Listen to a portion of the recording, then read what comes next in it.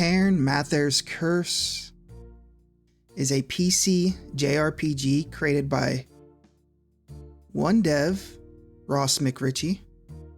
The description for the game is Cairn Mather's Curse is a heartfelt Scottish turn-based, story-driven JRPG about a boy and his mother in an adventure that explores love, loss, and family. When a mysterious cult unleashes an ancient curse on their home, Alex and his friends must embark on an adventure, defeating wacky enemies, solving puzzles, and meeting new friends along the way. In this narrative-driven JRPG, the fictional world of Albanese reflects growing up in the Scottish Highlands in the early 2000s, with plenty of Scottish humor included in its characters and story. Cairn is developed by solo dev Ross McRitchie. The game is based on Ross's life with family and loss and dedicated to his mother and grandmother. He spent the last 4 years designing the world, developing the game's art, programming, and writing. The 16-bit soundtrack is produced by his partner, Christine. Ross and Christine are based in Dundee, Scotland. Now, the full game will be a 20-plus hour single-player JRPG. It's a story-rich narrative steeped in Celtic mythology and Scottish culture. I'm still working on this morning coffee here. Funky turn-based combat with ridiculous enemies, including haggis and stop signs. I ran into a stop sign. Not literally. Stunning handcrafted pixel art from picturesque beaches, snowy forests, and secret high-tech lairs. Solve puzzles to unlock areas, find presents, and more. So, I played this demo. I downloaded it on Steam. It took me about an hour and a half, and that's with me stopping and pausing to, kind of write down my thoughts here and there. So the game starts out as you being the watchman deep in the dark woods of this. I'm assuming this is Albanese is a fictional land based on Scotland, but it's a little island off to the northwest of the big main island where I'm assuming the actual game takes place. You're walking through. Oh, and by the way, I do appreciate the auto dash, auto sprint option, because I swear not enough games have it. And people who grew up strictly playing like 90s JRPGs, we appreciate that kind of thing. But as the watchman, you hear a noise, you go outside, you talk to a bird, which allows you to save the game, which I love. Like, that's so silly, but I do enjoy that. I like that they got you into the Scottish mood with the damp feeling rain. I can only assume it's like that 364 days of the year. Now, he plays this curmudgeon-y old man, and he walks around and eventually finds himself in a cave where it appears some kind of hooved cult unleashes some kind of curse. Is this curse real? I'm gonna assume yes, but then you're kind of just shot out of a wall as the main character, Alex. And by the way, these caves are actually a little bit creepy. There's creepy noises. It might have helped the creepy factor that I was playing this game in the middle of the night with headphones on, so that always amplifies any creepiness to the max level. But there it is. And when you start out as Alex, you get into a fight. You're quickly introduced to the fighting system, which does remind me a lot of Earthbound, and there's nothing wrong with that. Oh yeah, one little thing. I do like that after you beat the enemy, it just says everyone chill out. Yeah, I like that. Eventually, Alex wakes up and you realize the whole cave thing was just a bad dream, or so you think. Alex is woken up by his little sister Elise on the beach in this kind of idyllic Scottish town or village. And this is when I started to really feel, oh yeah, the island is called Oni Island. And this is where I really started to feel this whole upcoming section, like the game was really starting to hook me. The demo, which is obviously the beginning part of the game. So eventually you make your way back to your house, you know, you meet up with your sister. She's, you know, kind of adventurous. She's looking for, how can I pronounce it? Alba Atlantis or something, you know, their version of Atlantis. She's got a big imagination, you can tell. And then you keep going along. You're making your way home. You meet up with your mom, who is immediately sweet and loving and caring. You meet your grandmother, who is wise, and you can tell that she's full of knowledge. Also loving and sweet, but there's more to her than maybe comes off at first. You meet your dad, who you have to fight the gate, and your dad comes off as this kind of hardworking, kind of get it done kind of a guy. Oh yeah, I want to rewind for just 1 second. On the beach, there is a million holes, and each one has a different dialogue, like pop up. It says something different, and it's all smart ass, and you could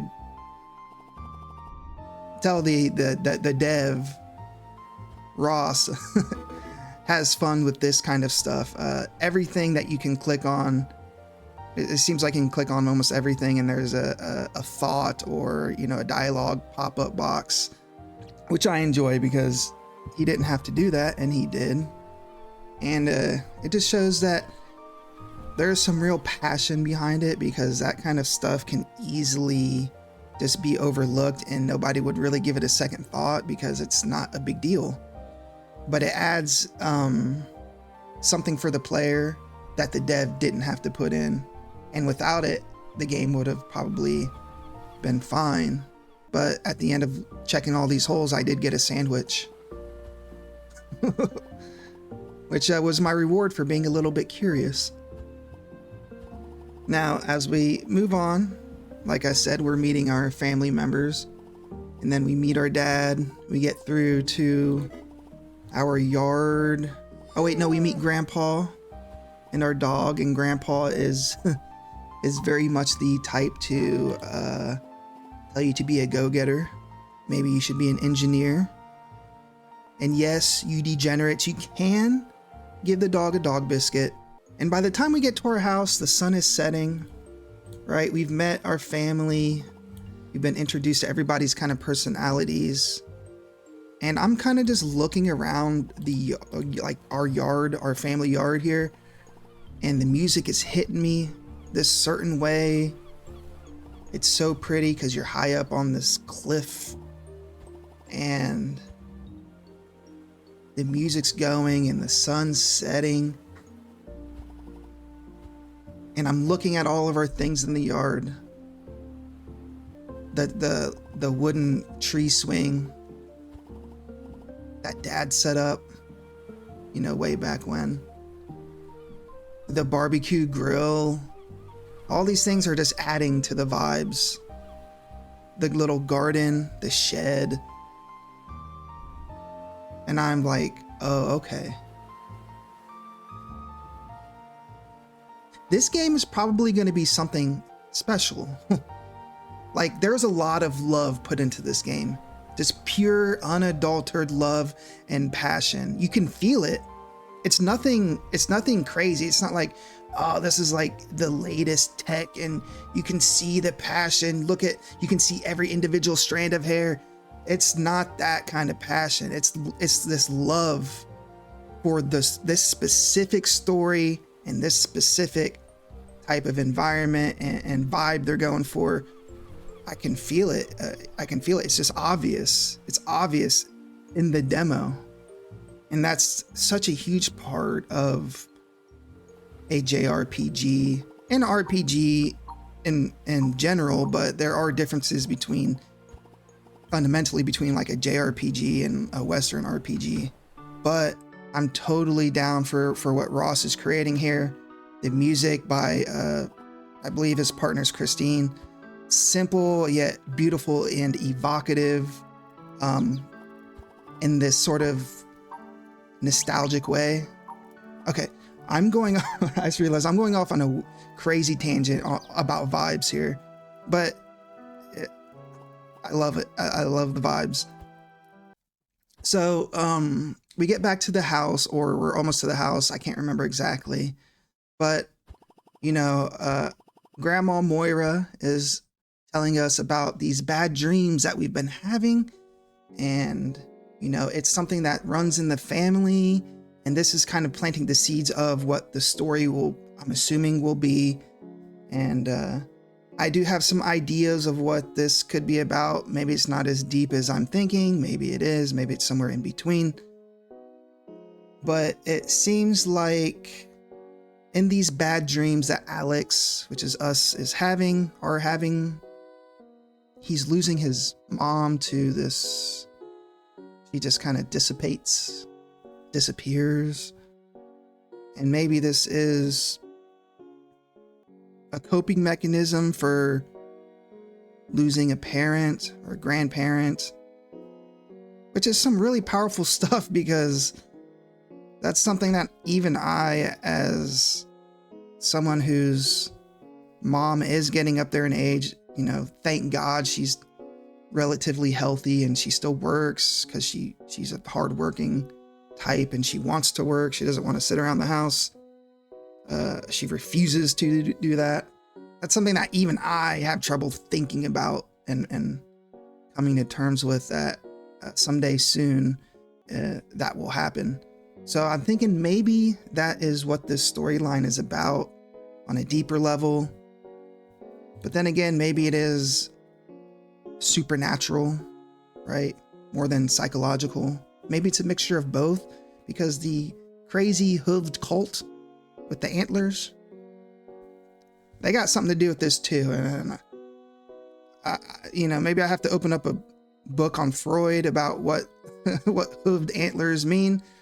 But I don't know right off the top of the bat. So I'm going to assume it's an actual cult doing something crazy. So the storyline has me intrigued, because it's not saving the world. It could be a sort of coming of age story and learning to accept the loss of a parent or a grandparent, or both, and learning to let go. And I think that that resonates. That can't not resonate with everybody. And if that is what it is, I definitely commend Ross for kind of making that the through line. I could be completely wrong about everything. So yeah, I'll just stop there while I think I'm ahead, and at least in my head I am. So yeah, so once I have my second nightmare, I wake up and it's time to go to the village. I got to get Grandma some medicine, right? She's not feeling too good. We both had kind of bad dreams, last night.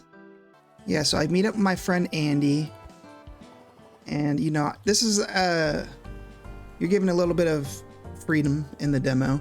You can explore a little bit. I think I explored everything. Maybe I didn't, but I definitely got the entire gist of the demo, even if I missed one little present treasure chest box somewhere. So me and Andy, who, by the way, I thought he had two different colors of hair, and then the blue part of his hair was a man bun. No, it turns out he has blonde hair, and and like a blue beanie cap that just has the puffy ball on top. So there's something I kind of felt stupid about. But anyways, me and Andy were exploring around. There's like a little cemetery. It's very cool just kind of looking around the island, talking to everybody. Everybody has, you know, a little bit of funny dialogue or witty dialogue or just interesting dialogue. It's never just like, hey, you know, blah, blah, blah, blah, which there's plenty of in JRPGs. There is thought put into all the dialogue, I can tell. Now, eventually we do get into a section of the demo that is demo specific. Dev Guy makes an appearance in the demo, and Real Dev, if you ever watch this, why would you make me feel sad for Dev Guy? Dev Guy made it very clear that he was going to end up disappearing, and I felt bad, and it was very bittersweet to think that Dev Guy was just going to poof out of existence when the demo ended. But Dev Guy made that very clear that was the case. And so the Dev Guy kind of tells you, you can ask him like, hey, when's the release date? And, you know, it's very fourth wall breaking, which for a demo is very cool because it definitely just kind of sticks in your mind. And you can ask him like, oh, what about the combat? And he'll kind of give you a rundown of all the different things that the dev is cooking up. And it's just a cool little thing. And there's like an entire area that has some combat in it that is only in the demo, which I appreciate because there wasn't a lot of combat outside of this little area. So you get a good taste of combat here. And I will have to say, I hope the combat, as far as difficulty, I'm sure it'll be fine-tuned, which that's obviously at the dev's discretion, what he feels is appropriate. I feel like the combat was perfect as far as difficulty goes because it was never so difficult. I didn't die at all, but there were times where I like got down to single digits HP. And some of the enemies were just a little bit harder than I expected, but it wasn't like I was getting one shot or anything. So I thought the combat was, difficulty-wise, was very well balanced. And as far as the actual battle system goes, there is, it reminded me of Final Fantasy X because there is like a turn order in the top right, which is determined by agility, and you get to see visually, you know, whose turn is coming up next, and next, which I appreciate because I always loved it like that in Final Fantasy X and any other game that has it. As far as the actual battle, it's standard JRPG stuff. You get character-specific attacks, like my character can do healing attack. He has an AoE sweeping attack. My buddy Andy can do a big stun, which does a lot of damage. Can stun like up to a couple of turns, which turned out to be pretty handy later in the demo. And I thought that was great. Obviously, this is a very, very light tease. This is very surface level compared to what the whole game is going to be, I'm assuming. So yeah, I liked what I saw from the combat. I would love to, and the equipment. I actually ended up with a lot of equipment to equip, probably like 5 or 6 or different pieces of equipment between me and Andy. And yeah, I'm excited to see what kind of, you know, cool skills and you know, synergies I can kind of figure out in the full game releases. The enemy designs, wacky, crazy. You get everything from like midge flies to stop signs to lamps and dressers. It doesn't have to make sense. It doesn't make sense, some of them, but I'm here for it. I hope in the full game it gets crazier and wackier, and you know, hopefully we end up fighting trash cans and stuff. I'd be down for that. So, you know, I finished the demo area. I moved back on to the main plot, and I get informed that if I keep going, the demo's gonna end. And I got a very sad feeling. I didn't want the demo to end. I wanted it to be longer. I wanted to go get grandma some medicine, but that'll have to wait for, I think, later in the year of our Lord 2025. So yeah, I was a little reluctant to go east. East meant demo ends, but I pulled it together because I wanted to make the video, and I went east, and I faced the boss, which was 3 magnificent bullies, and I beat them with ease, I might say, because of my skills, it is told. And yeah, and so I beat them, and I got sad that the demo ended, and then I got transported back to the main menu with the music, and I got sad again, and I lingered on the main menu for a little while. And then I finally told myself to suck it up and exit out, and that was that. So yeah, my thoughts on this game, on the demo, and I can assume that that demo will be extrapolated into the whole game. If the whole game is like this, I'm gonna love it. It's right up my alley as far as games that I like. And when it comes to JRPGs, I like games, and there's plenty of JRPGs that don't do this that I still like, but I like games that just make you feel something, right? Like genuinely make you feel something, kind of evoke something in you.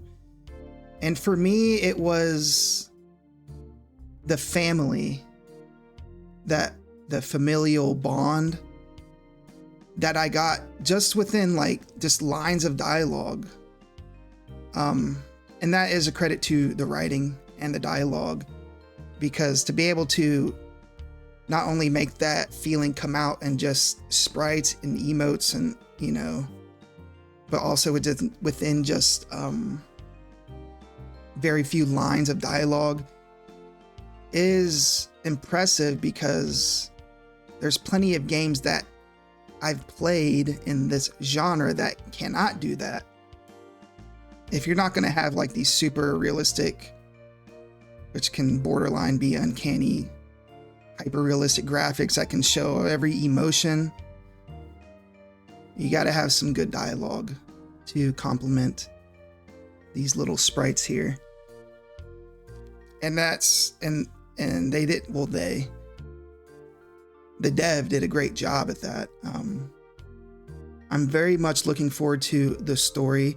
That is, in my opinion, the biggest thing in a JRPG is the story. I'm very much looking forward to what the story offers. I wonder if I'm even right on my analysis of what is going on. Maybe that is what it is, but it's not as deep as I'm making it out to be. I'm making it out to be like I'm some kind of philosopher who cracked some, you know, Rosetta Stone code level of storytelling here. But I don't know. I love what I see. I love the demo. And, you know, if you guys are into JRPGs, if you're into Earthbound, if you're into like Scotland, if you're into stuff that's made by one person and his partner, check out Karen, because you know what? It looked good from what I saw, and from the demo, it ended up being even better for some, you know, crazy reason. So yeah, I recommend at least trying out the demo. And if you like that, then wishlist it. If not, then hey, that's your choice and more power to you. But I did wishlist this because I'm looking forward to it. So thank you. Appreciate you watching and tuning in. Have a blessed day. Take care.